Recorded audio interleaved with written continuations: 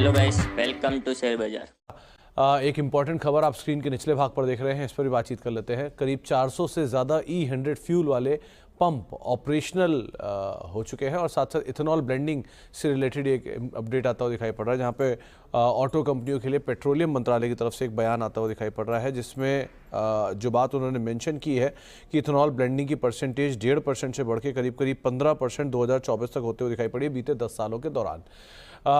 आलोक हमारे साथ मौजूद है तमाम डिटेल के साथ। आलोक, ये इथेनॉल ब्लेंडिंग से रिलेटेड इंपॉर्टेंट अपडेट आ रहा है, ये क्या आप डिटेल गैदर कर पाए?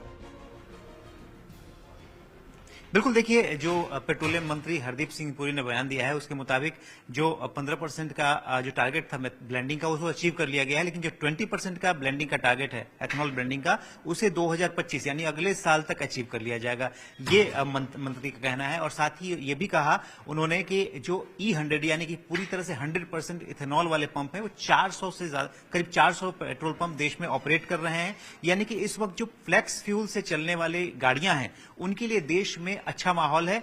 और मैं बता दूं कि इस कार्यक्रम में नितिन गडकरी साहब भी थे, जो कि रोड एंड ट्रांसपोर्ट मिनिस्टर हैं।